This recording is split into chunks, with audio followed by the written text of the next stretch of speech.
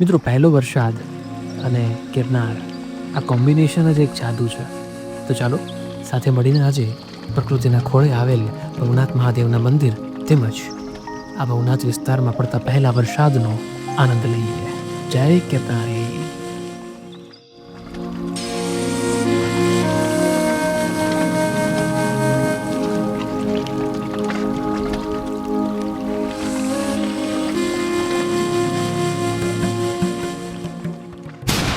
કેમ છો? ફરીવાર આપ સૌનું આ વિડીયોમાં હાર્દિક સ્વાગત છે. ફ્રેન્ડ્સ, આજે ખૂબ સરસ મજાનો ઇવનિંગમાં વરસાદ આવ્યો છે અને આપણે લટાર મારવા જઈ રહ્યા છીએ ભવનાથ તરફ. કેમ કે ઘણા દિવસથી ઉનાળાથી ત્રસ્ત હતા અને હવે જે મોજ આવવાની છે આપણને, કેમ કે ઓફિશિયલી એમ કહી શકીએ કે ચોમાસાનું એટમોસ્ફિયર છવાઈ ગયું છે જુનાગઢમાં અને વાદળો જાણે આપણા ગિરનારથી નીચે ઉતરી રહ્યા હોય એવું ફીલ થાય સાહેબ. અને ટૂંક સમયમાં આ બધી જગ્યાઓ જે મોન્સૂનમાં એકદમ ખિલખિલાટ ખીલતી હોય ને બધી જગ્યાઓ તમારા સૌ માટે વિડીયોના માધ્યમથી બતાવવા માટે લઈને આવશું. અત્યારે આપણે જઈ રહ્યા છીએ જુનાગઢના હૃદય સમા વિસ્તાર એટલે કે ભવનાથમાં, જ્યાં વરસાદની મોસમની કઈક અલગ મોજ હોય. તો ભાઈ તમે સામે જ જોઈ લ્યો સાહેબ, આટલા નીચા વાદળા પહેલા વરસાદમાં આપણને જોવા મળે છે અને જમાવટ છે ભાઈ. ઓહો વાહ, કુદરતની કરામત. અને આપણે ખરેખર લોકો ભાગ્યશાળી છીએ કે જુનાગઢમાં આપણને જન્મ લેવાનો મોકો મળ્યો, જુનાગઢમાં રહેવાનો મોકો મળ્યો અને આ બધી વસ્તુઓ આપણે માણી શકીએ છીએ. બસ સાહેબ, મનમાં એક નાનો એવો રંજ છે કે આ જગ્યાના એટલે કે જુનાગઢના જો રસ્તાઓ સરસ મજાના થઈ જાય ને તો આ કદાચ આપણે જેમ કેમ યુરોપમાં ફરવા જાય એમ યુરોપિયન લોકો જુનાગઢમાં ફરવા રેગ્યુલરલી આવતા જાય અને આ જગ્યાના વખાણ પણ એટલા કરે, આપણા સિટીના પણ વખાણ એટલા કરે કે ભાઈ આ જગ્યાના રોડ રસ્તા પણ જોરદાર છે. જ્યારે જ્યારે વરસાદ આવે ને ત્યારે ત્યારે આપણું ભવનાથ સોળે કલાએ ખીલે છે ભાઈ, જબરજસ્ત. અત્યારે પહેલો વરસાદ છે તો પોસિબલ નથી કે દરેક જગ્યાએ નદી નાળા છલકાયા હોય, પણ એક ફીલ તો જરૂરથી આપણને મળી જાય આ જગ્યાની. તો બસ એ જ ફીલ લેવા માટે આજે આપણે આવ્યા છીએ અને જોઈએ આપણે દરેક વસ્તુ કેવી રીતે નિહાળી શકીએ છીએ.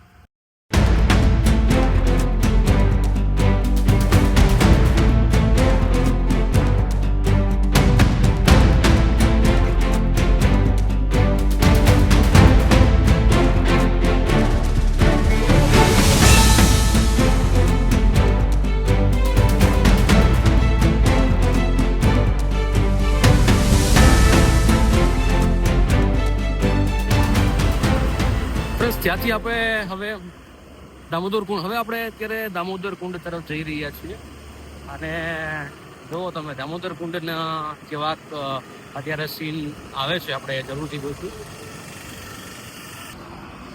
આ વાંદરાભાઈને છે ને અત્યારે રોડ ક્રોસ કરવો છે પણ મેળ આવતો છે નહીં.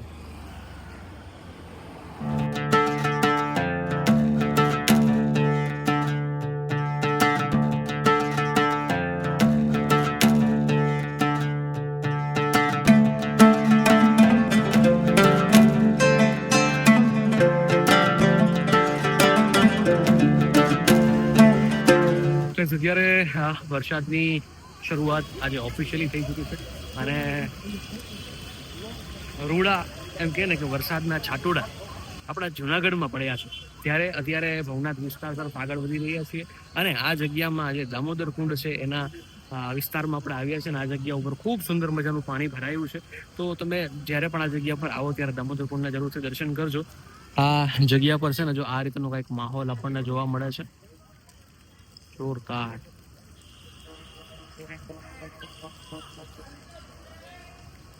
જ્યારે બહુ વધારે પાણી આવી જાય છે ને ફ્રેન્ડ્સ, ત્યારે આ જે દિવાલ છે ને એ દિવાલની અડોઅડ પાણી આ જગ્યા ઉપરથી જતું હોય છે અને એ પાણી જે છે બે કાંઠે, ઘણા તમે વિડીયોઝમાં જોયું હશે કે પાણી બે કાંઠે જતું હોય તો એ જે પાણી જાય છે ને એ સીધું કાળવા નદીમાં નીકળે છે અને નજારો ખરેખર અદ્ભુત હોય છે. તો અત્યારે આપણે એ જ જગ્યા ઉપર છીએ. હું માનું છું કદાચ એકાદ અઠવાડિયામાં જ આપણને એ નજારો ફરી જોવા મળશે જ્યારે અહીંયા ઉપરથી પાણી જતું હશે, નકરું પાણી પાણી પાણી, બીજું કાંઈ નહીં દેખાય તમને સાહેબ. તો આ એ જ જગ્યા છે જે મોસ્ટલી આપણને વિડીયોઝમાં જોવા મળતી હોય છે. ખૂબ જ સુંદર, ખૂબ જ અદ્ભુત અને તમને મજા કરાવી દે ભાઈ એવી આ અદ્ભુત જગ્યા દામોદર કુંડ.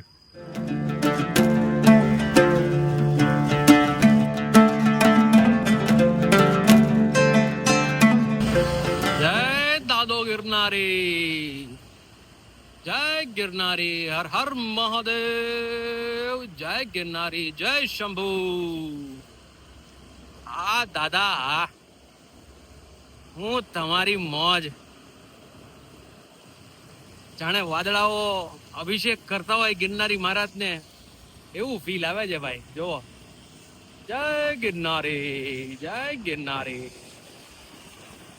જલ્દીથી અમને હવે ગિરનારની ઊંચામાં ઊંચી ટોચ ઉપર તમે બોલાવો, એટલે અમે અને જે દર્શક મિત્રો છે દરેક વ્યક્તિ તમારા દર્શન કરી શકીએ. જય ગિરનારી. ઓકે ફ્રેન્ડ્સ, વરસાદ પડે અને ભવનાથમાં લોકો આવે, અને ભવનાથમાં લોકો આવે અને આ જગ્યા ઉપરનો કાવો ના પીવે, એવું આજ સુધી કોઈ દિવસ બન્યું નથી. હવે જેટલી પણ આ જગ્યા ઉપર ભવનાથમાં કાવાની લારીઓ છે, બધા લોકો એ જગ્યા ઉપર મધમાખી બળબડતી હોય ને એ રીતે બધા ચોંટી ગયા છે. હવે જો તમને આ જગ્યા પર હું તમને બતાવું છું કે સામેની બાજુએ બધી રેકડીઓ આવેલી છે, અને ઘણા બધા લોકો આ જગ્યા ઉપર એની મોજ લેવા માટે આવી ગયા છે.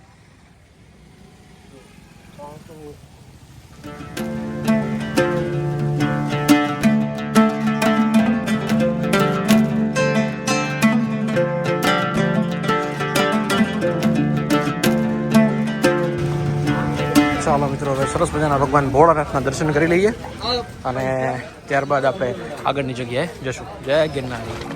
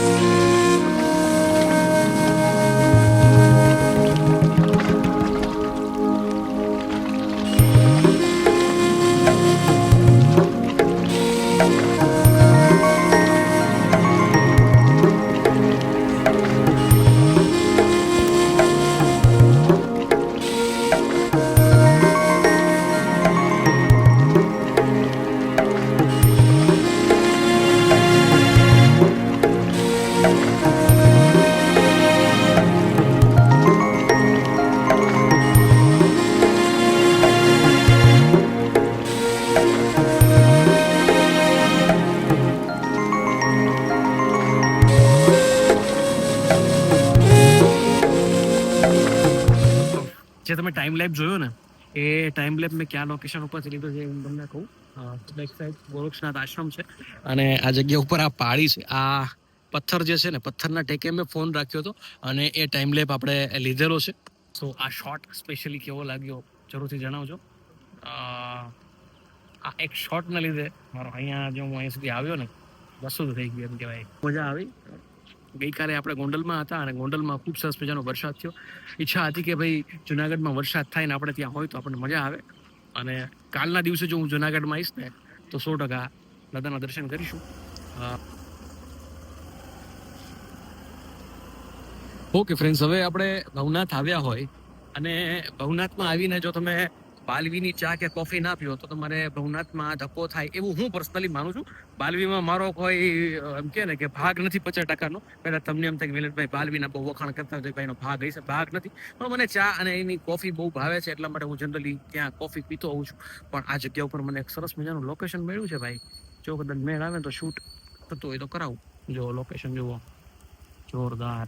ત્યાં સામે છે ને લોકો રહે છે, એટલે આપણે ત્યાં નહીં જઈએ. બાકી ત્યાં સામેથી ઓલી બાજુ છે ને દાતાર દેખાય છે, અને દાતારનો શોટ બહુ એ જગ્યાએથી સરસ આવે. અમે ભૂતકાળમાં એ જગ્યા ઉપર છે ને બહુ જ વધારે ફોટોગ્રાફી ને બધું કરેલું છે. એક ફેવરિટ પ્લેસ હતું ફોટોગ્રાફીનું, પણ અત્યારે હવે એ જગ્યા ઉપર છે ને ફોટોગ્રાફી થતી નથી, કેમ કે આ બધા ઝૂંપડા એ જગ્યા ઉપર આવી ગયા છે. તો અહીંથી સીધા આપણે નીકળીએ હવે આગળ, બરોબર?